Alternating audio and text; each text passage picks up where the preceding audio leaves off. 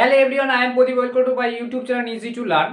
আজকে আমরা দেখবো মাধ্যমিকের ভৌতবিজ্ঞানের প্রথম আজকে আমার ক্লাস। তা ভৌতবিজ্ঞানের প্রথম চ্যাপ্টার যেটা থাকছে পরিবেশের জন্য ভাবনা। ঠিক আছে, পরিবেশ সম্পর্কে যে ভাবনা সেটা প্রথম চ্যাপ্টার আছে। তা পরিবেশ সম্পর্কে ভাবনার চ্যাপ্টারটা যে অনুযায়ী চ্যাপ্টারের মধ্যে কী কী আছে সেগুলো নিয়ে আমরা আজকে ইন্ট্রোডিউস করছি এবং কিছু আলোচনা করবো। তো এর মধ্যে দুটো জিনিস আমরা দেখবো। একটা হচ্ছে বায়ুমণ্ডলের গঠন। বায়ুমণ্ডলের গঠন তোমরা এর আগে পড়েছো। বায়ুমণ্ডলের গঠন চার প্রকার হয়ে থাকে, তোমরা এর আগে জানো যে ট্রপোস্ফিয়ার, স্ট্র্যাটোস্ফিয়ার, মেসোস্ফিয়ার এবং থার্মোস্ফিয়ার। সেটা নিয়ে আলোচনা করবো। এবং এছাড়াও আছে তোমার এই স্তরের মধ্যে বায়ুমণ্ডলের গঠনের মধ্যে আমরা পড়বো যে পরিচালন স্রোত, বায়ুর যে স্রোত হয়ে থাকে, যে বায়ু শান্ত করে আমরা ভূগোলে এরকম পড়েছি। এগুলো তো অবশ্যই ভূগোলের জিনিস, ঠিক আছে, ভূগোলে থাকে, তোমাদের ভৌতবিজ্ঞানী দিয়েছে। এবং সেখানে দেখবো যে গ্রিন হাউস ইফেক্ট কি, গ্রিন হাউস গ্যাস কি, এবং ওজোন স্তর কি, ওজোন স্তর কীভাবে গঠিত হয়, কীভাবে ধ্বংস হচ্ছে, তার প্রভাব কি, এগুলো নিয়ে আলোচনা আছে। এবং তারপরে বলেছে যে পরিবেশের জন্য ভাবনা, বায়ুমণ্ডলের গঠন কি এবং কী জন্য হচ্ছে, তার সাথে পরিবেশ শক্তি যথার্থ ব্যবহার। এই যে পরিবেশ যে নষ্ট হচ্ছে সেটার মেন কারণ হচ্ছে যে পরিবেশে শক্তি যথার্থ ব্যবহার হচ্ছে না। এবং শক্তি যেগুলো আমরা ব্যবহার করি, ধরুন তাপ শক্তি, পেট্রোলিয়াম শক্তি, যে কয়লা, এগুলো যে আমরা ব্যবহার করছি ইচ্ছা মতন প্রয়োজন থেকে বেশি ব্যবহার করছি, যার ফলে পরিবেশ দূষিত হচ্ছে। ঠিক আছে, এই নিয়ে আলোচনা করবো। তার আগে তাহলে আমরা এখন আলোচনা করবো বায়ুমণ্ডলের গঠন। বায়ুমণ্ডলের গঠন আমাদের ভূপৃষ্ঠ থেকে পৃথিবীর উপরে একটা বায়ুমণ্ডলের স্তর দেখা যায়, সেটা 1000 কিমি পর্যন্ত। ঠিক আছে, ভূপৃষ্ঠ থেকে 1000 কিমি পর্যন্ত, 1000 পৃথিবীর উপরে 1000 কিমি পর্যন্ত। ঠিক আছে, একটা বায়ু স্তর থাকে। তার জন্য আমাদের এই জীবজগৎ আছে, জীবজগতে বেঁচে থাকার জন্য একটা সবথেকে মূল্যবান জিনিস হচ্ছে বায়ুস্তর। ঠিক আছে, বায়ুস্তর, এই বায়ুস্তরটাকে 4টে ভাগে ভাগ করা যায়: ট্রপোস্ফিয়ার, স্ট্র্যাটোস্ফিয়ার, মেসোস্ফিয়ার এবং থার্মোস্ফিয়ার। ঠিক আছে, ট্রপোস্ফিয়ারকে বলা হচ্ছে ক্ষুদ্রমণ্ডল, যার নাম আর একটা ক্ষুদ্রমণ্ডল। স্ট্র্যাটোস্ফিয়ারের নাম হচ্ছে শান্তমণ্ডল। মেসোস্ফিয়ার এবং থার্মোস্ফিয়ারের আর একটা নাম হচ্ছে আয়নোস্ফিয়ার। ঠিক আছে, আয়নোস্ফিয়ার। ঠিক আছে, আয়নোস্ফিয়ার। তা কেন হচ্ছে, এটার নাম কি? তাহলে এই যে জিনিসটা আমাদের ট্রপোস্ফিয়ার জিনিসটা কি, ট্রপোস্ফিয়ারের মধ্যে তোমাদের আগে পড়তে হবে যে এর বিস্তার কি। প্রতিটা জিনিসের মধ্যে যে পয়েন্টগুলো পাবো, বিস্তার মানে কতটা বিস্তার, কতটা রেঞ্জের মধ্যে আছে। তাহলে এর কতটা রেঞ্জ হচ্ছে ভূপৃষ্ঠ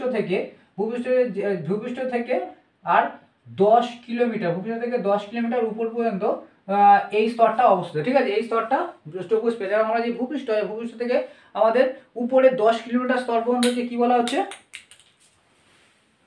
10 কিলোমিটার স্তরকে আমাদের বলা হচ্ছে ট্রপোস্ফিয়ার। ঠিক আছে, এই ট্রপোস্ফিয়ারের মধ্যে মেঘ দেখতে পাই, যত কিছু দেখা পাই, যে এখানে আমরা যত কিছু। আর এই স্তরের মধ্যে এখানে বায়ুগুলো কি হচ্ছে, বায়ুগুলো এই স্তরে বেশি থাকে, বায়ুর ঘনত্ব এই স্তরে বেশি থাকে। ঠিক আছে, এই বায়ু স্তরের মধ্যে 78% নাইট্রোজেন থাকে এবং 21% তোমার থাকে অক্সিজেন, আর বাদ বাকি অন্যান্য গ্যাস ওই 1%-এর মধ্যেই থাকে।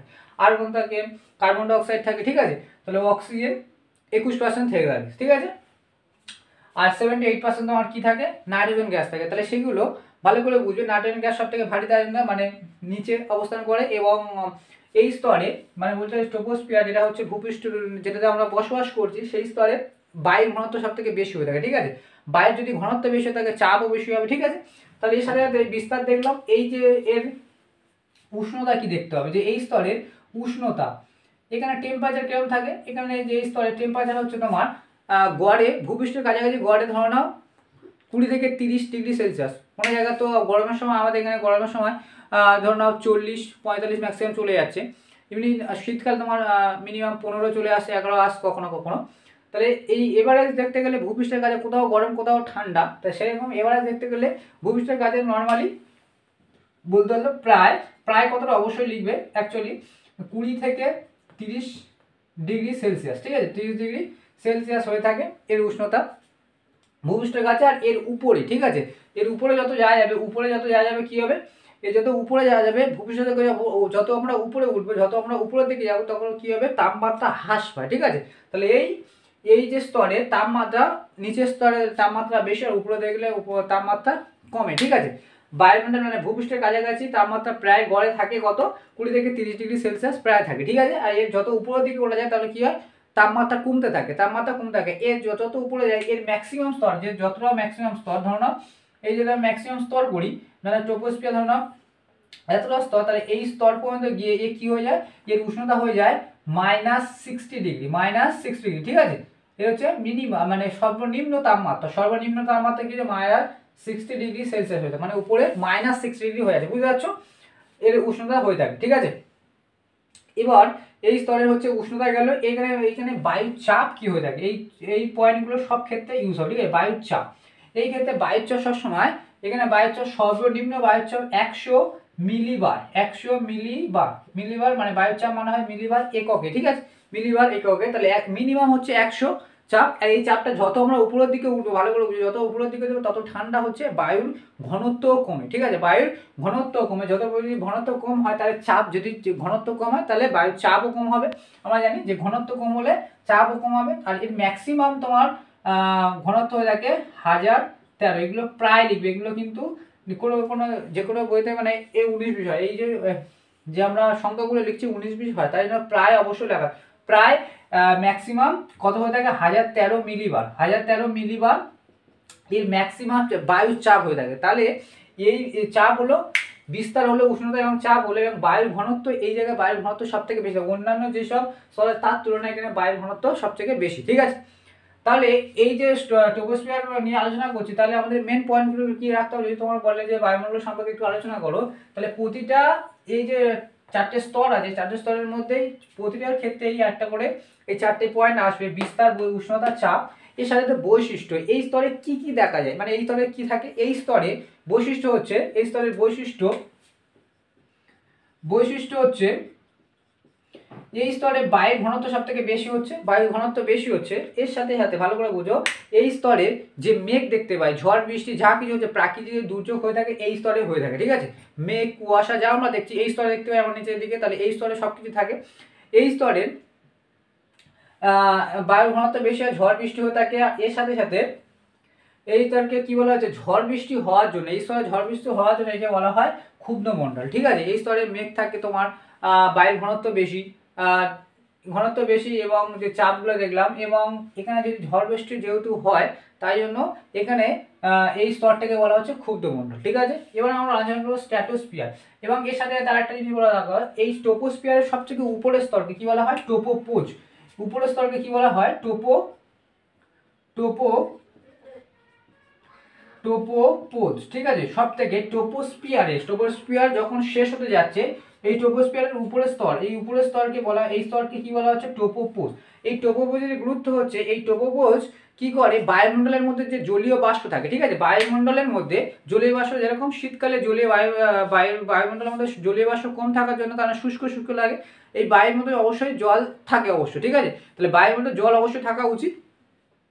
সেই জন্য এই যে ট্রপোস্ফিয়ার থাকার জন্য এই যে আমরা যে আছি, তাহলে এই যে স্তর থেকে বায়ুমণ্ডলে যে জলীয় বাষ্প সেটা উড়ে যেতে, মানে ওটা বায়ুমণ্ডল মানে উপরে চলে যেতে পারে না, ঠিক আছে। তাহলে এই স্তরের মধ্যে ট্রপোপোজ কি করে, যে বায়ুমণ্ডলের মধ্যে যে জলীয় বাষ্প সেটাকে পৃথিবীর বাইরে যেতে বাধা সৃষ্টি করে, ঠিক আছে। তাহলে ট্রপোপোজের কাজ এটাই, যে বায়ুমণ্ডলের স্তরে মানে এই জায়গাটায় কি করে, জলীয় বাষ্পকে আটকে দেয়, বায়ুর মধ্যে যে জলীয় বাষ্প আছে সেটাকে বাইরে বেরোতে আটকে দেয়, এই স্তরে আটকে দেয়, ঠিক আছে। তাই জন্য বায়ুমণ্ডলের মধ্যে জলীয় বাষ্প থাকে, ঠিক আছে।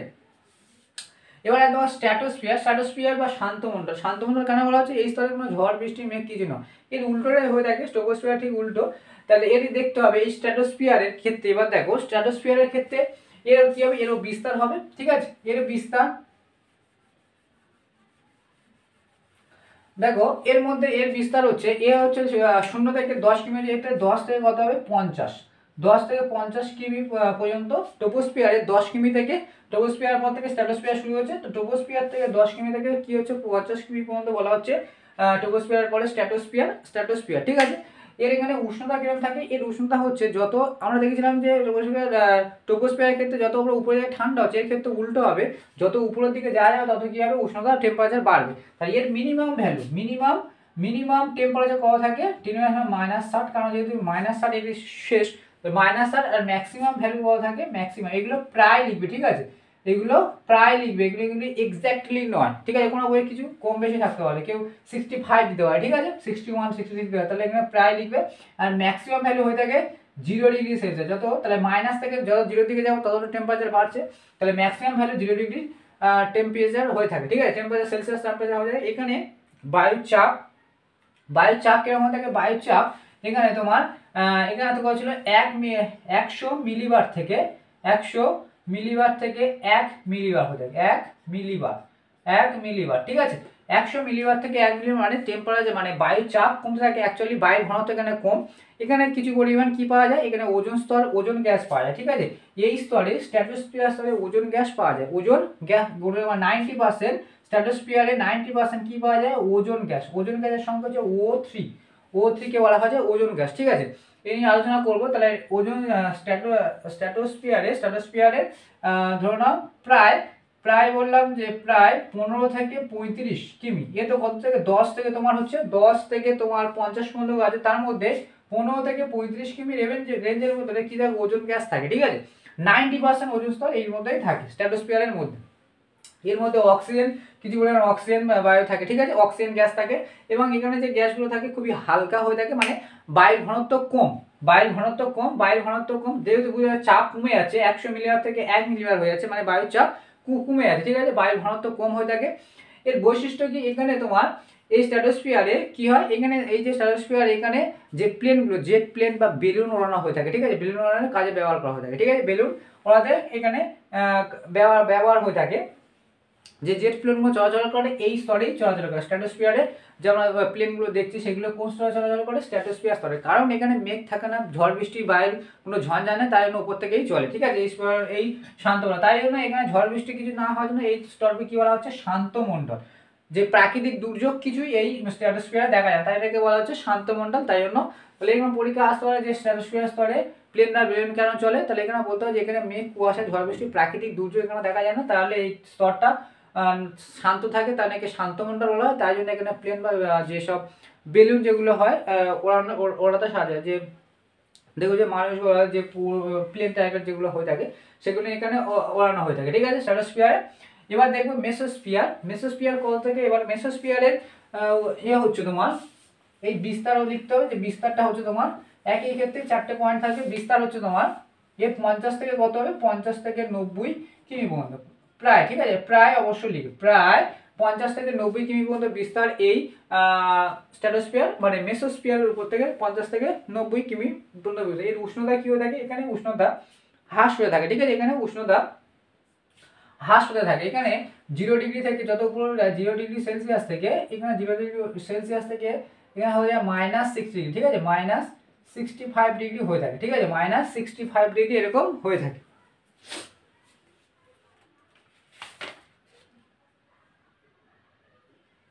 -95 হবে ঠিক আছে, -95 ডিগ্রি -95 ডিগ্রি টেম্পারেচার হয়ে থাকে। তাহলে এখানে চাপ কি হয়, এখানে চাপ আরো কমে যায়, এখান থেকে 1 মিলিবার থেকে 0.01 মিলিবার হয়ে থাকে, তারপর মিলিবার হয়ে থাকে ঠিক আছে, 0.1 চাপ হয়ে থাকে। এখানে এই বৈশিষ্ট্য কি, এই মেসোস্ফিয়ারে কি হয়, যে উল্কাপিণ্ড যে উপর থেকে যে উল্কাপিণ্ড বা কোনো গ্রহাণু যদি টুকরো যদি আসে সেগুলো এই স্তরে কি হয়ে যায়, পুরো ছাই হয়ে যায়। এই যে মেসোস্ফিয়ারের উপর থেকে যদি কোনো উল্কাপিণ্ড যেগুলো আসে যে বায়ুস্তরের মধ্যে, সেই বায়ুস্তরের মধ্যে থার্মোস্ফিয়ারের পরে মেসোস্ফিয়ার থাকে, উপরে কি থাকে, সবার উপরে থাকে থার্মোস্ফিয়ার বা আয়নোস্ফিয়ার, তার সেটাকে ভেদ করে তারপরে মেসোস্ফিয়ারে আসলে সেখানে কি হয়, পুরো ছাই হয়ে যায় ঠিক আছে।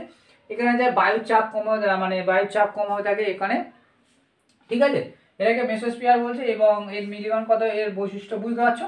মেসোস্ফিয়ারের এর আগে আমি বলেছি স্ট্র্যাটোস্ফিয়ারের একটু আগে বলেছি, স্ট্র্যাটোস্ফিয়ারের উপরের স্তরকে যেরকম ট্রোপোস্ফিয়ারের উপরের স্তরকে বলা হয় ট্রোপোপোজ, স্ট্র্যাটোস্ফিয়ারের উপরের স্তরকে ট্রোপোপোজ বলা হয়, আর মেসোস্ফিয়ারের উপরের স্তরকে কি বলা হয়, মেসোস্ফিয়ার। এটা হচ্ছে মেসোস্ফিয়ার, এটা হচ্ছে এতটা পর্যন্ত ছিল স্ট্র্যাটোস্ফিয়ার, এটা মেসোস্ফিয়ার। তো মেসোস্ফিয়ার সবথেকে উপরের স্তরকে বলা হয় থাকে মেসোপোজ, কি বলা হয়, মেসোপোজ ঠিক আছে, মেসোপোজ, সবার উপরে একটা স্তরকে বলা হয় মেসোপোজ ঠিক আছে।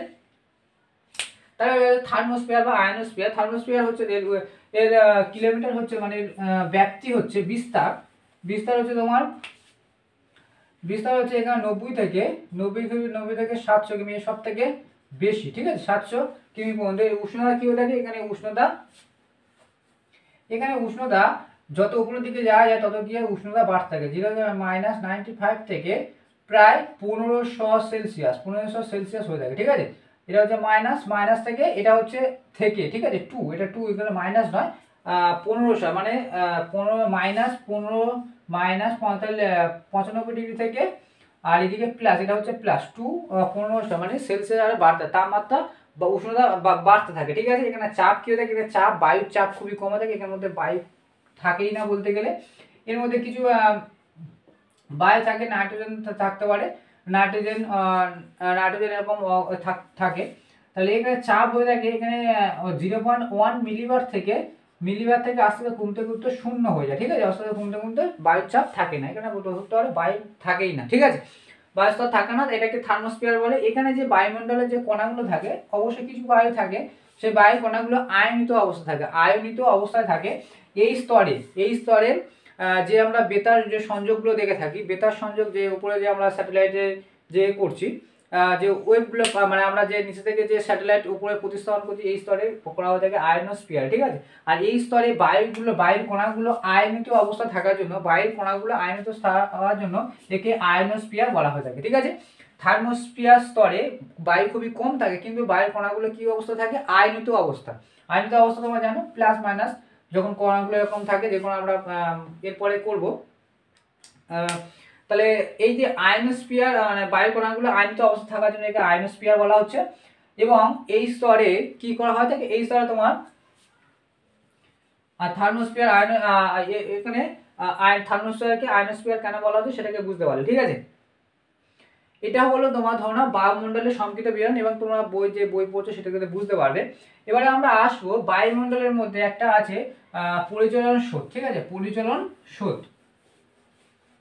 আমরা মেন চ্যাপ্টারের মধ্যে কি আছে, বায়ুমণ্ডলের গঠন এবং শক্তি যথার্থ ব্যবহার, উপযুক্ত ব্যবহার, সেটা হচ্ছে এখন আজকে আমরা শুধু বায়ুমণ্ডলের গঠন এবং কিছু আরো ওজোন স্তর এবং যেটা ওজোন স্তর আছে, পরিচলন স্রোত কি সেটাকে দেখব। এবং এর সাথে সাথে পরিচলনের স্রোতের সাথে সাথে আমরা দেখব ওজোন স্তর, পরিচলন স্রোত আর গ্রিন হাউস ইফেক্ট, ঠিক আছে, এগুলো আমরা দেখব। তাহলে এবার হচ্ছে পরিচলন স্রোত বা পরিচলন স্রোত। পরিচলন স্রোত কি, ঠিক আছে। পরিচলন স্রোত মানে কি, ভালো করে বুঝবে। পরিচলন স্রোত কোথায় হয়ে থাকে, এটা হয়ে থাকে আমাদের সব থেকে নিচের স্তরে হয়ে থাকে, এটা হচ্ছে সব থেকে ট্রোপোস্ফিয়ারে হয়ে থাকে, ঠিক আছে। ট্রোপোস্ফিয়ার, স্ট্র্যাটোস্ফিয়ার, মেসোস্ফিয়ার এবং থার্মোস্ফিয়ার। ট্রোপোস্ফিয়ার সবচেয়ে নিচে। তো ট্রোপোস্ফিয়ার স্তরে পরিচলন স্রোতটা কি হয়, যখন এখানে টেম্পারেচার থাকে 20 থেকে 30 এরকম হয়ে থাকে, তাহলে এখানে যে বায়ুমণ্ডলের ঘনত্ব সব থেকে বেশি এবং বায়ুর চাপও বেশি। তাহলে বায়ুমণ্ডলের মধ্যে বায়ুর চাপ এবং তাপমাত্রা তার সঙ্গে অসম বন্টনের জন্য কি বলছে, বায়ুর চাপ এবং তাপমাত্রার মধ্যে অসম বন্টন। ভালো করে বুঝবে, বায়ুর চাপ, এরপরে আমরা গ্যাস নিয়ে পড়বো। গ্যাস চ্যাপ্টারে আছে গ্যাসের বৈশিষ্ট্য কি। তাহলে গ্যাস যে আমরা দেখছি, গ্যাসের কি হয়, তাপমাত্রা এবং চাপের মধ্যে বিপরীত সম্পর্ক দেখা যায়, তাপমাত্রা এবং চাপের মধ্যে, ঠিক আছে। তাপমাত্রা এবং চাপের মধ্যে যদি তাপমাত্রা বাড়ানো হয়, ভালো করে বুঝবে, কোনো একটা গ্যাস আছে, ভালো করে বুঝবে, গ্যাস যদি এরকম কোনো গ্যাস সিলিন্ডার দেখেছো, গ্যাস সিলিন্ডার যদি কোনো গরম জায়গায় রাখা যায়, তাহলে কি হয়, ওই গ্যাস সিলিন্ডারে গ্যাসটা প্রসারিত হয়, ঠিক আছে। তো সেরকম যদি আমি ভালো করে বুঝবো, যদি আমি কোনো জায়গায় গ্যাস আছে, সেখানে যদি টেম্পারেচার বৃদ্ধি পায়, তাহলে এই কণাগুলো কি হবে, ছড়িয়ে উপরের দিকে উঠে যাবে, কি যাবে না, উপরের দিকে উঠে যাবে। যেহেতু এখানে টেম্পারেচার ভূপৃষ্ঠের কাছে টেম্পারেচার বেশি হয়ে থাকে, তার কারণে যদি গরম হয়, তাহলে বায়ুর কণাগুলো উপরের দিকে উঠে যাবে, ঠিক আছে। বায়ুর কণাগুলো উপরে উঠে যাবে। বায়ুর কণাগুলো যদি উপরে উঠে যায়, এটা যখন গরম হচ্ছে ভূপৃষ্ঠের কাছে, বায়ুর কণাগুলো গরম যখন হয়ে যাচ্ছে, হালকা হয়ে যাচ্ছে, হালকা হলে উপরে উঠে যাচ্ছে, হালকা হয়ে যখন উপরে উঠে যাচ্ছে, অন্যদিকে ভারী যে কণাগুলো আছে, উপরের দিকে ভারী কণা বা অন্য জায়গায় যে ঠান্ডা ভারী কণাগুলো, সেগুলো এই যে জায়গায় গ্যাপ তৈরি হচ্ছে, তোমরা ভূগোল দেখেছো, ঝড় বৃষ্টি যেগুলো হয়, পরিচলন স্রোত, তাহলে কি হয়, অন্য জায়গা থেকে সেই ভারী কণাগুলো এই হালকা জায়গায় পূরণ করতে আসে, এবং আসার জন্য একটা খুব জোরে স্পিডে আসার জন্য কি হয়, এগুলো কি হয়, ঝড়ের সৃষ্টি হয়, বজ্রপাতের সৃষ্টি হয়, এই ধরনের সৃষ্টি হয়, ঠিক আছে। ঝড়ের মেন কারণ হচ্ছে, গরমকালে ঝড় দেখা যায়, শীতকালে কি ঝড় দেখা যায়, গরমকালে ঝড় দেখা যায়, কারণ হচ্ছে ভূপৃষ্ঠ গরম হয়ে সেখানে বায়ু উত্তপ্ত হয়ে হালকা হয়ে উপরের দিকে উঠে যায়, বা হালকা যখন উপরে উঠে যায়, অন্য দিক থেকে ভারী বায়ু সেই হালকা জায়গা যেখানে বায়ু নেই সেই শূন্যস্থানটা পূরণ করার জন্য খুব জোরেই স্পিডে আসে। এবার যখন স্পিডে আসবে, যদি সমুদ্রের উপর থেকে আসে, সেই সমুদ্রের উপর থেকে আসার জন্য কি করে, সেখান থেকে জলীয় বাষ্প নেয় বা জলীয় বাষ্প নিয়ে মেঘ হয়, এবং মেঘটাকে খুব জোরে যখন স্পিডে নিয়ে আসে, যখন আমাদের ভূপৃষ্ঠের উপরে আছড়ে পড়ে, তখন তাকে ঝড় বলা হয়। ঠিক আছে, তো সেরকমভাবে পরিচালন স্রোত বলতে তোমরা কি বুঝতে পেরেছো? এটা ভূগোলের অবশ্য তোমাদের জিনিস। এইগুলো অ্যাকচুয়ালি বলো পরিচালন স্রোত কোন জায়গায় দেখতে হবে। পৃথিবীকে এরকম যদি আমরা দেখেছি যে পৃথিবীর মাঝখানে সূর্য লম্বভাবে কিরণ দেয়, এটাকে নিরক্ষীয় অঞ্চল বলে। উপর থেকে মেরু অঞ্চল, এটা হচ্ছে উত্তর মেরু, এটা দক্ষিণ মেরু। তাহলে অ্যাকচুয়ালি যখন আমরা এই নিরক্ষরেখার উপরের অংশ কি বলা হচ্ছে করণকান্তি রেখা, এটা মকরকান্তি রেখা, তাহলে সমুদ্র বৃত্ত রেখা, কুমির বৃত্ত রেখা। তাহলে যত আমরা নিরক্ষরেখা থেকে দূরে যাব, তত কি হবে, তত আমাদের টেম্পারেচার কমতে থাকবে। ঠিক আছে, তত আমাদের টেম্পারেচার কমতে থাকবে।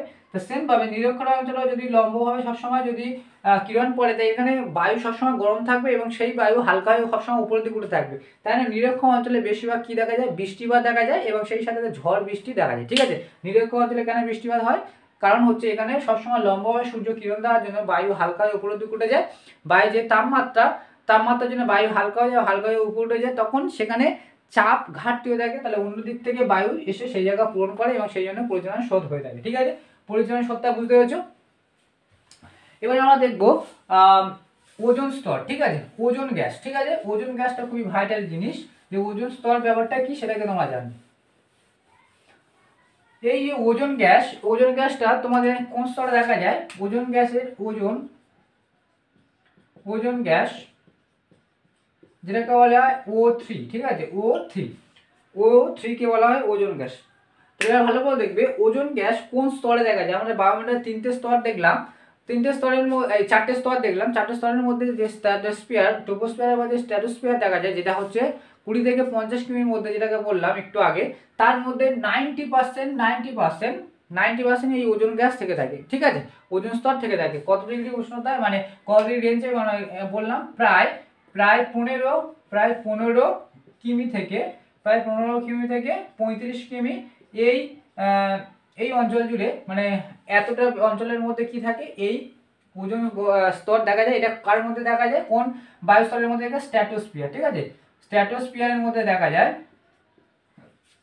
স্ট্র্যাটোস্ফিয়ারের মধ্যে দেখা যায়। ঠিক আছে, স্ট্র্যাটোস্ফিয়ারের মধ্যে দেখা যায়। তাহলে এখানে যদি স্ট্র্যাটোস্ফিয়ারের মধ্যে 90% ওজোন গ্যাস দেখা যায়, তাহলে ওজোন স্তরের কাজ কি সেটা জানতে হবে। ওজোন স্তরের কাজ হচ্ছে পৃথিবীর উপর থেকে সূর্য থেকে অনেক ক্ষতিকারক অতি বেগুনি রশ্মি আসে। ঠিক আছে, সেই ক্ষতিকারক অতি বেগুনি রশ্মিগুলিকে যদি আমরা পৃথিবীর মধ্যে প্রবেশ করতে দিই, সেগুলো জীবজগতের জন্য ক্ষতিকারক। ঠিক আছে, সেগুলো পরিবেশের মানুষের উদ্ভিদের জন্য স্কিন ক্যান্সার সৃষ্টি করতে পারে, বিভিন্ন ধরনের সমস্যা রোগ সৃষ্টি করে। ঠিক আছে, উদ্ভিদের জন্য বিভিন্ন সমস্যা সৃষ্টি করতে পারে। মানে অ্যাকচুয়ালি ওই অতি বেগুনি রশ্মি যেগুলো আসে, সেগুলো হচ্ছে ক্ষতিকারক রশ্মি। ঠিক আছে, সেগুলোকে আটকাইকে সেগুলোকে নিষ্ক্রিয় করে দেয় এই ওজোন গ্যাস। ঠিক আছে, তাই আমরা শুনেছি ওজোন গ্যাসের ধ্বংসের জন্য যে স্কিন ক্যান্সার এখন দেখা যাচ্ছে বেশি, তো সেটার কারণ হচ্ছে ওজোন গ্যাসের হোল, মানে ওজোন গ্যাসের যে স্তর আছে, সেই ওজোন গ্যাসের মধ্যে ওজোন গ্যাস আস্তে আস্তে কমে যাচ্ছে। তাহলে ওজোন স্তর বুঝতে পেরেছো? তাহলে ওজোন স্তরের কিভাবে তৈরি হয়, ওজোন স্তরের গঠন, ওজোন স্তরের গঠন। ঠিক আছে, ওজোন স্তর কি করে গঠিত হচ্ছে ভালো করে বুঝবে। এই স্ট্র্যাটোস্ফিয়ারের মধ্যে অক্সিজেন থাকে, অক্সিজেন গ্যাস থাকে। তাহলে অক্সিজেনের সংকেত হচ্ছে, অক্সিজেন একটা অণু, এইটা হচ্ছে একটা অণু, দুটো পরমাণু নিয়ে গঠিত। O2 আছে, এখানে দুটো পরমাণু আছে, আর এটাকে একটা অণু বলা হয়। ঠিক আছে, যখন অতি বেগুনি রশ্মিগুলো আসে, অতি বেগুনি রশ্মিগুলো কি করে, এই অতি বেগুনি এসে অক্সিজেনকে দুটো কি করে পরমাণুতে ভেঙে দেয়, দিচ্ছে। ভালো করে বুঝবে, দুটো পরমাণুতে ভেঙে দিচ্ছে। অতি বেগুনি রশ্মি। ঠিক আছে, অতি বেগুনি রশ্মি কি করে, অতি বেগুনি রশ্মি যে স্ট্র্যাটোস্ফিয়ারে যে অক্সিজেন থাকে, অক্সিজেনকে দুটো পরমাণুতে ভেঙে দিচ্ছে। ঠিক আছে, এই দুটো পরমাণু আরো যেরকম আরেকটা, এই দুটো কি হচ্ছে, এই দুটো হয়ে গেছে এর সাথে আরেকটা অক্সিজেনের পরমাণু যুক্ত হয়। এই দুটোর মধ্যে, এই দুটো যখন ভেঙে যাচ্ছে, ভালো করে বুঝে, দুটো হয়ে যাচ্ছে, এর সাথে আরো একটা এরকম ভাঙছে, এর সাথে আরো একটা অক্সিজেন পরমাণু যুক্ত হয়ে O3 গঠন করে। ঠিক আছে, O3 গঠিত হয়। ভালো করে বুঝবে যে এই জিনিসটা কি করে হলো, যে এই জিনিসটা হচ্ছে তোমার যে অতি বেগুনি রশ্মি অক্সিজেনকে ভেঙে দুটো পরমাণুতে ভেঙে দিচ্ছে, সেই পরমাণুর সাথে আরো একটা অক্সিজেন পরমাণু, ঠিক আছে, অক্সিজেন পরমাণু আর একটা অক্সিজেন পরমাণু এসে একটা ওজোন অণু গঠন করছে। এটা হচ্ছে একটা ওজোন অণু যার মধ্যে 3টে অক্সিজেন পরমাণু অবস্থিত, ঠিক আছে। এইভাবে অক্সিজেন মানে ইয়ে তৈরি হয়, মানে ওজোন গ্যাস তৈরি হয় অতি বেগুনি রশ্মি এসে, ঠিক আছে। অতি বেগুনি রশ্মি এসেই এই অক্সিজেনকে ভেঙে এটাই তৈরি করে, ঠিক আছে। আবার কি হয়, এই ওজোন গ্যাস, আবার ওজোন গ্যাস কি করে, এই ওজোন গ্যাস অতি বেগুনি রশ্মি, ভালো করে দেখো, এই ওজোন গ্যাসকে ফিরে আবার অতি বেগুনি রশ্মি, ঠিক আছে, অতি বেগুনি রশ্মি, অতি বেগুনি রশ্মি আবার কি করে, একে আবার অক্সিজেন এরকম ভাবে ভেঙে দেয়, ঠিক আছে, এরকম ভাবে ভাঙে, ঠিক আছে, এরকম ভাবে ভাঙে। এরকম যখন ভাঙছে ভালো করে বুঝবে, এখানে ভাঙছে ফিরে এরকম আমরা কি জানি, অক্সিজেনকে ফিরে আবার কেউ ভাঙছে, অক্সিজেনকে ফিরে অতি বেগুনি রশ্মি ভাঙছে, আবার ফিরে ওজোন গ্যাসকেও অতি রশ্মি বেগুনি ভাঙছে। এবার ভালো করে দেখো, অক্সিজেন থেকে কি হচ্ছে, অক্সিজেন থেকে আবার দুটো মানে এরকম আরেকটা অক্সিজেন পরমাণু যুক্ত হয়ে ওজোন গ্যাস হচ্ছে, সেম ভাবে ওজোন গ্যাসকে অতি বেগুনি রশ্মি আবার ভাঙছে, ভেঙে এরকম ভাবে গঠন করছে, এর সাথে আবার অন্য একটা অক্সিজেন পরমাণু যুক্ত হয়ে কি হচ্ছে, দুটো অক্সিজেন পরমাণু তৈরি হবে, মানে দুটো অক্সিজেন অণু তৈরি হচ্ছে, এই একটা অক্সিজেন, এই একটা অক্সিজেন। ভালো করে বুঝবে, অক্সিজেন ভেঙে কি হচ্ছে, ওজন হচ্ছে, ফিরে আবার ওজন ভেঙে অক্সিজেন হচ্ছে, ক্রমাগত চক্রাকারে ঘুরতে থাকে, ঠিক আছে। এই যে ওজন স্তরের উপরে অক্সিজেন থেকে তোমার ওজন স্তর তৈরি হচ্ছে, আবার সেই ওজন স্তরকে ভেঙে আবার ফিরে কি হচ্ছে, অক্সিজেন তৈরি হচ্ছে, ঠিক আছে। এটা একটা চক্রাকার পদ্ধতিতে এরকম অনবরত হতে থাকে, ঠিক আছে, তাই জন্য ওজন স্তরের ঘাটতি হয় না। এটা বুঝতে হবে যে ওজন স্তরে কিভাবে হচ্ছে, তার মানে এটাকে এইভাবে গঠন হচ্ছে। এবার দেখবো ওজন স্তরের ধ্বংসের কারণ, ঠিক আছে, ওজন স্তর যে ভেঙে নষ্ট হয়ে যাচ্ছে, বা ওজন গ্যাস যে এখন হোল সৃষ্টি, ওজন স্তরে যে হোলের সৃষ্টি হচ্ছে বা ওজন স্তর কমে যাচ্ছে, তার কারণটা কি, ওজন স্তরের ধ্বংসের কারণ। তোমরা বই থেকে অবশ্যই দেখবে, বইটা পড়বে, এবার আমি যেগুলো বুঝিয়ে দিচ্ছি তোমাদের কনসেপ্ট অনুযায়ী তুমি বুঝিয়ে দিচ্ছি। ওজন স্তরে ধ্বংসের কারণ, ঠিক আছে, ওজন স্তরের ধ্বংসের কারণ। ওজন স্তরের ধ্বংসের কারণ হচ্ছে, ওজন স্তরের ধ্বংসের কারণ হচ্ছে মেন 3টে জিনিস, একটা হচ্ছে ক্লোরিন, একটা হচ্ছে ব্রোমিন, আর একটা হচ্ছে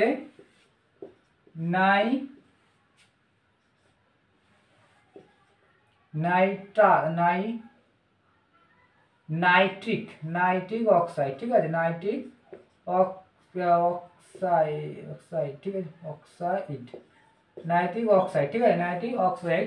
তাহলে এই যে 3টে জিনিস আছে, এরাই কি করে, ওজন স্তরকে ধ্বংস করে, ঠিক আছে, ওজন স্তরকে ধ্বংস করে। তাহলে এই ক্লোরিন কোথা থেকে আসে, ক্লোরিন আসে ক্লোরোফ্লোরোকার্বন থেকে, CFC, যাকে বলা হয় CFC, এই গ্যাসটা একে বলা হয় CFC, এটাকে ভাবে মনে রাখবে, CFC ফুল ফর্ম হচ্ছে ক্লোরোফ্লুরোকার্বন কি করে, ভালো করে, ক্লোরোফ্লুরোকার্বন কোথা থেকে আসে, এটা হচ্ছে আমরা যে রেফ্রিজারেটর মানে এসি ব্যবহার, যে ফ্রিজ ব্যবহার করছি, ঠিক আছে, ফ্রিজ, এসি, যেগুলো সুগন্ধীয়, যে শীতকালে আমরা বডি স্প্রে ব্যবহার করি, ক্রিম যেগুলো ব্যবহার করি, বা প্লাস্টিকের জিনিস ব্যবহার করছি, বা ধরো নাও বেশিরভাগ আমরা রেফ্রিজারেটর, এসি, শীতল যেসব যত এসি হয়ে থাকে, এখান থেকে বেশিরভাগ কোন গ্যাস তৈরি হয়, CFC গ্যাস, ঠিক আছে, ক্লোরোফ্লুরোকার্বন, ঠিক আছে।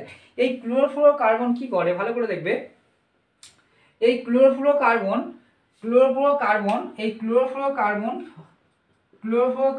অতি রশ্মি বেগুনি, ঠিক আছে, অতি বেগুনি রশ্মি, ঠিক আছে, অতি বেগুনি রশ্মি এটাকে ভেঙে দেয়, এটাকে কি করে, অতি বেগুনি রশ্মি ক্লোরোফ্লুরোকার্বনকে ভেঙে কি তৈরি করে, সক্রিয় তৈরি করে, ক্লোরিন তৈরি করে, সক্রিয় ক্লোরিন, Cl কে বলা হয় ক্লোরিন, ঠিক আছে। এই সক্রিয় ক্লোরিন তৈরি, আমি কি বলেছি, ক্লোরিনই হচ্ছে ওজন স্তরের ধ্বংসের কারণ, ঠিক আছে। এই ক্লোরিন কি করে, ক্লোরিন এসে আবার ক্লোরিন কি করে, ক্লোরিন হচ্ছে তোমার অক্সিজেন ওজন স্তরের সাথে বিক্রিয়া করে, ঠিক আছে। কি হয়, ক্লোরোফ্লুরোকার্বন অতি বেগুনি রশ্মি দ্বারা আঘাতপ্রাপ্ত হয়ে সক্রিয় ক্লোরিন তৈরি করে, ক্লোরিন ওজন স্তরের সাথে বিক্রিয়া করে কি তৈরি করে, ক্লোরিন ওজন স্তরে বিক্রিয়া করে অক্সিজেন এবং ক্লোরিন মনোক্সাইড তৈরি করে, ঠিক আছে, ClO ক্লোরিন মনোক্সাইড তৈরি করে, ঠিক আছে, ক্লোরিন মনোক্সাইড, ঠিক আছে, ক্লোরিন মনোক্সাইড তৈরি করে, ক্লোরিন মনোক্সাইড। এবার এই ক্লোরিন মনোক্সাইড ClO এ আবার ক্লোরিন মনোক্সাইড আবার অক্সিজেনের সাথে বিক্রিয়া করে, ঠিক আছে, ক্লোরিন মনোক্সাইড আবার অক্সিজেনের সাথে অক্সিজেন অণুর সাথে বিক্রিয়া করে, কি তৈরি করে, আবার কি করে, অক্সিজেন এবং ক্লোরিন তৈরি করে, ঠিক আছে, আবার ক্লোরিন তৈরি করে। আবার যেই ক্লোরিন তৈরি হলো সেই ক্লোরিন ফিরে আবার ওজোন স্তরের সাথে বিক্রিয়া করে কি করে, অক্সিজেন তৈরি করে, ক্লোরিন মনোক্সাইড তৈরি করে, ফিরে ক্লোরিন মনোক্সাইড অক্সিজেনের সাথে বিক্রিয়া করে অক্সিজেন এবং ক্লোরিন তৈরি করে। এইভাবে চক্রাকার কর্মরত হতে থাকে, ঠিক আছে। ক্লোরিন অ্যাকচুয়ালি ওজোন স্তরের সাথে বিক্রিয়া, আমি উপরে লিখেছি যে ক্লোরিন করে ব্রোমিন করে, ব্রোমিনকে আবার বলা ব্রোমোফ্লুরোকার্বন বলা হয়ে থাকে, ব্রোমোফ্লুরোকার্বন সেরকমভাবে বিক্রিয়া করে থাকে।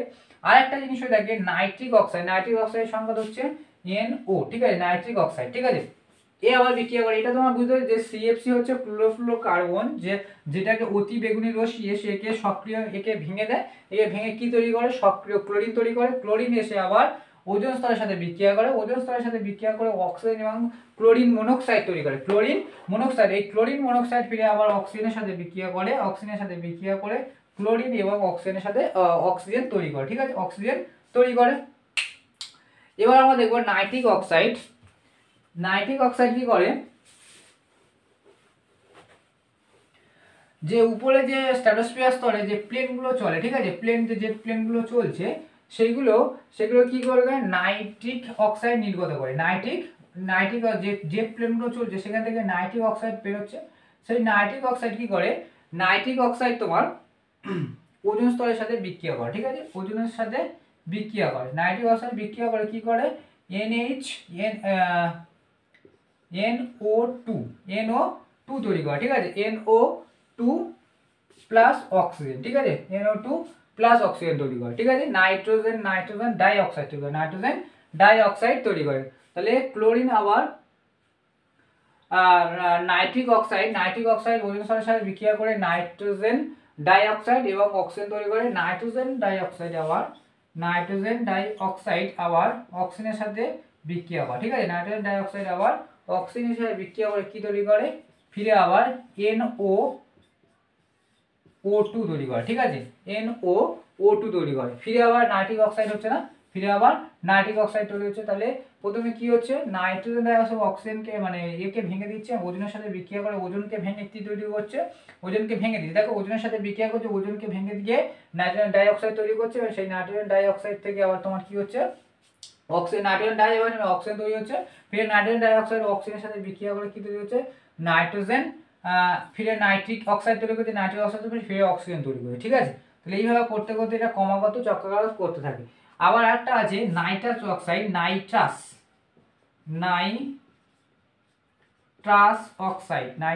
অক্সাইড, যাকে বলা হয় N2O, ঠিক আছে, N2O। নাইট্রাস অক্সাইড কি করছে, দেখো নাইট্রাস অক্সাইড, ঠিক আছে, নাইট্রাস অক্সাইড কি করছে, নাইট্রাস অক্সাইড অক্সিজেনের সাথে বিক্রিয়া করে NO2 তৈরি করে, ঠিক আছে, অক্সিজেনের সাথে যখন বিক্রিয়া করছে, অক্সিজেনের সাথে একটা অণুর সাথে বিক্রিয়া করছে কি তৈরি করছে, NO তৈরি করছে, নাইট্রাস আবার অক্সিজেনের সাথে বিক্রিয়া করে কি তৈরি করে, নাইট্রিক অক্সাইড তৈরি করছে, নাইট্রিক অক্সাইড ফিরে কি করে মানে ওজোন স্তরের সাথে বিক্রিয়া করে, ওজোন স্তরের হ্রাস হয় এবং অন্যান্য গ্যাসের উৎপন্ন হয়, ঠিক আছে। এইভাবে কি করে ওজোন স্তরের ধ্বংস হয়ে থাকে। তাহলে ওজোন স্তর কে ধ্বংস করে থাকে, ক্লোরিন, ব্রোমিন এবং নাইট্রিক অক্সাইড, তার সাথে নাইট্রাস অক্সাইড আছে, ঠিক আছে, নাইট্রাস অক্সাইড এগুলো কিভাবে বিক্রিয়া করে সেগুলো তোমাদের দেখানো হলো। এইভাবে কি হয় ওজোন স্তর ধ্বংস হয়ে থাকে, ঠিক আছে। ওজোন স্তরের ধ্বংসের ফলে কি কি ক্ষতি হতে পারে, মানবকুলের কি ক্ষতি হতে পারে, উদ্ভিদকুলের কি ক্ষতি হতে পারে, প্রাকৃতিক ক্ষতি হতে পারে, প্রাকৃতিক ক্লাইমেট চেঞ্জ হয়ে যেতে পারে, ঠিক আছে।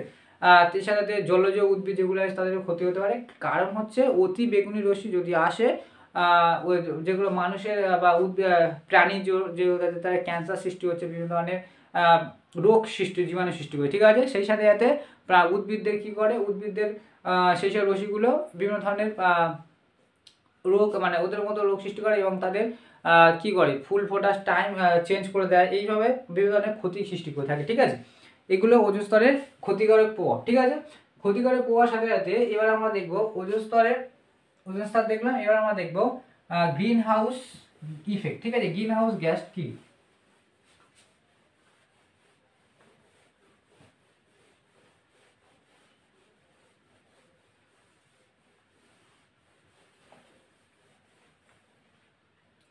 গ্রিন হাউস গ্যাস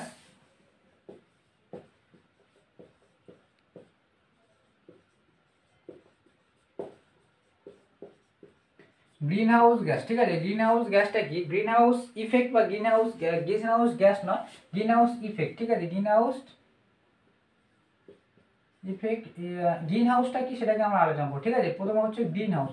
গ্রিন মানে কি? সবুজ, হাউস মানে ঘর। ঠিক আছে, শীত প্রধান দেশে তাপমাত্রা কম থাকার জন্য কোনো একটা কাঁচের ঘর করা হতো। ঠিক আছে, কাঁচের ঘর করা শীত প্রধান দেশে, ভালো করে বুঝছি, শীত প্রধান দেশে তাপমাত্রা কম থাকার জন্য সবজি চাষের জন্য, ঠিক আছে, বিভিন্ন ধরনের সবজি চাষের জন্য একটা কাঁচের ঘর তৈরি করা হতো। তার মধ্যে কি করতো? ক্ষুদ্র তরঙ্গ দৈর্ঘ্য ইনফ্রারেড সূর্য রশ্মিগুলো আসে ক্ষুদ্র তরঙ্গ রূপে। ঠিক আছে, ক্ষুদ্র তরঙ্গ রূপে আসতো, এসে এই কাঁচের মধ্যে ঢুকতো, ঢুকে কি করতো? এখানে ঢুকতো, কিন্তু যখন প্রতিফলিত হতো তখন বৃহৎ তরঙ্গ দৈর্ঘ্য বলা হয়। যখন ফিরে থাকে বৃহৎ তরঙ্গ ইনফ্রারেড বলা হয়। এটা হচ্ছে ক্ষুদ্র তরঙ্গ দৈর্ঘ্য ইনফ্রারেড। আর যখন চলে যেত তখন বলা হতো বৃহৎ তরঙ্গ দৈর্ঘ্য। এই বৃহৎ যখন তরঙ্গ দৈর্ঘ্য যেত, কি করতো? এই কাঁচের ঘরের মধ্যে থেকে যতটা এসছে ততটা আর ফিরে যেত না, কিছুটা বাধাপ্রাপ্ত হতো। ঠিক আছে, এই কাঁচের ঘরের মধ্যে বাধাপ্রাপ্ত, কারেন্ট কাছে যদি বাধাপ্রাপ্ত হয় তাহলে কি হবে? এর মধ্যে গরম সৃষ্টি হবে। ঠিক আছে, গরম হতো, এবং গরম হওয়ার ফলে এর মধ্যে যে সবজি চাষটা ভালোই হতো। ঠিক আছে, মানে যে তাপমাত্রা দরকার সেই তাপমাত্রা প্রয়োজন, তাহলে একে বলা হচ্ছে এইভাবে গ্রিন হাউস জিনিসটা এসছে। গ্রিন মানে কি? সবুজ, আর হাউস মানে ঘর। তাহলে একটা সবুজের ঘর তৈরি করা কি হবে? সবুজটাকে মানে ওই ঘরের মধ্যে টেম্পারেচার বাড়িয়ে কি করা হতো? টেম্পারেচারকে বাড়িয়ে সবজি চাষ করা হতে পারে, গ্রিন জিনিস চাষ করা হতো, তাকে বলা হচ্ছে গ্রিন হাউস জিনিসটা। এটা এরকম। ঠিক আছে, এবার পৃথিবীর মধ্যে গ্রিন হাউস জিনিসটা কি? পৃথিবীর উপরে অনেক বায়ু স্তর আছে। ঠিক আছে, আমরা বললাম বায়ু স্তর আছে।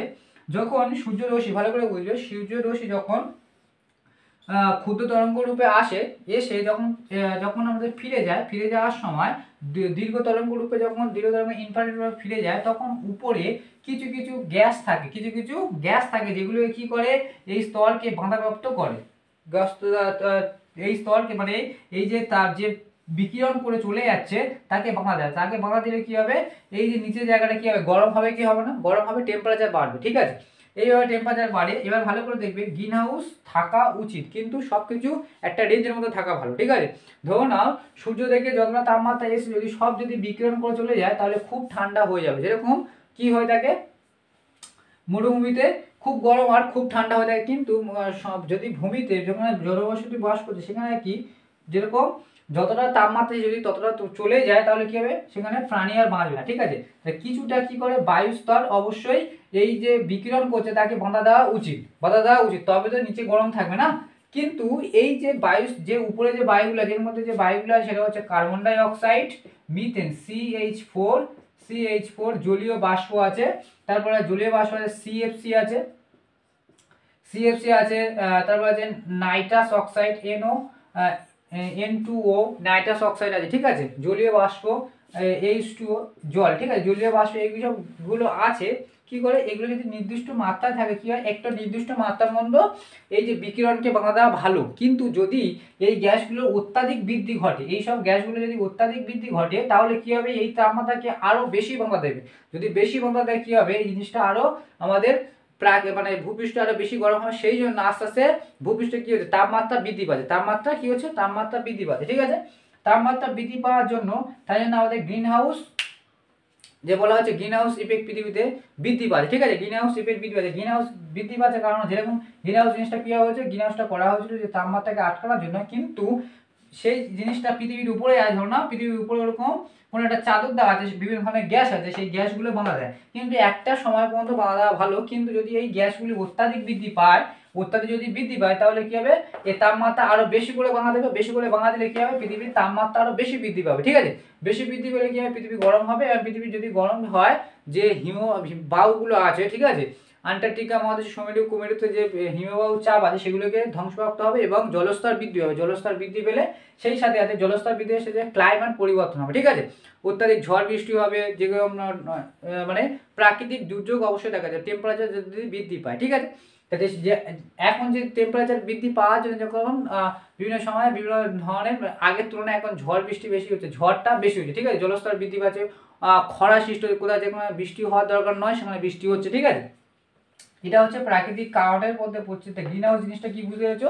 আর গ্রিন হাউস গ্যাস কোনগুলো? গ্রিন হাউস গ্যাস এগুলো মনে হয় carbon die oxide, methane, CFC chlorofluorocarbon, মানে যেগুলো পেয়েছি, নাইট্রাস অক্সাইড, জলীয় বাষ্প, ঠিক আছে। নাইট্রাস অক্সাইড এবং জলীয় বাষ্প, মিথেন, ঠিক আছে।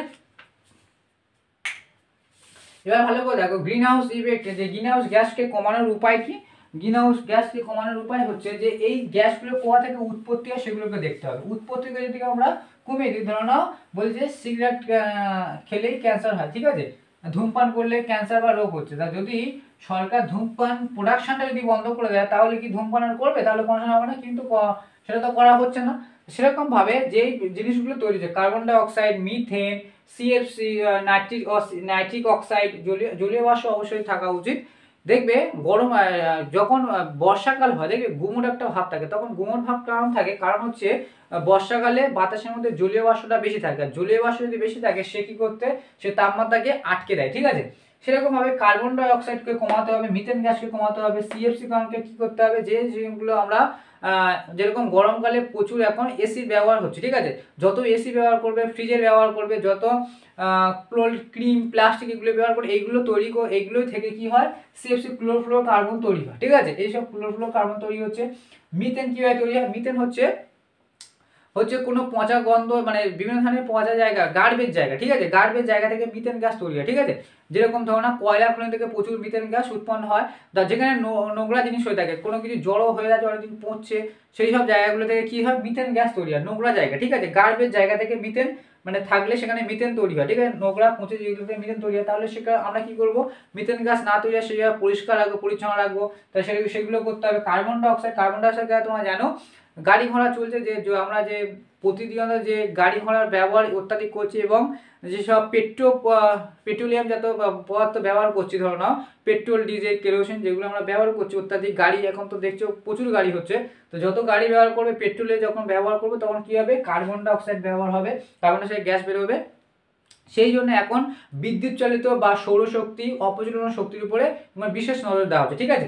এবার কার্বন ডাই অক্সাইড গ্যাসের আরেকটা হচ্ছে শিল্পক্ষেত্রে কয়লা পুড়ে যে আমরা ইলেকট্রিক তৈরি করছি, সেই জলীয় বাষ্পগুলো, সেগুলোর বদলে আমরা কি করতে পারি, অন্যান্য এরপরে আমরা দেখবো যে শক্তির যথার্থ ব্যবহার, কোন শক্তি কোথায় ব্যবহার করা উচিত সেগুলো নিয়ে আলোচনা। তাহলে অ্যাকচুয়ালি কার্বন ডাই অক্সাইড গ্যাসের কমাতে হবে কোন কোন জায়গা থেকে, যে কার্বন ডাই অক্সাইড গ্যাস যদি আমাদের গ্রিন হাউস ইফেক্ট কমাতে হয় তাহলে এর প্রতিকার কি করতে হবে, কার্বন ডাই অক্সাইড গ্যাস উৎপাদন কমাতে হবে। সেই জন্য কি করতে হবে, কলকারখানাতে কার্বন ডাই অক্সাইড কয়লা পোড়ানো বন্ধ করতে হবে, পেট্রোলিয়াম জাতীয় জিনিস পোড়ানো বন্ধ করতে হবে, ঠিক আছে। তার বিপরীতে অপ্রচলিত শক্তি, সৌর বিদ্যুৎ শক্তি, তোমার জলবিদ্যুৎ শক্তি, বায়ু শক্তি, এগুলোকে ব্যবহার করতে হবে, ঠিক আছে।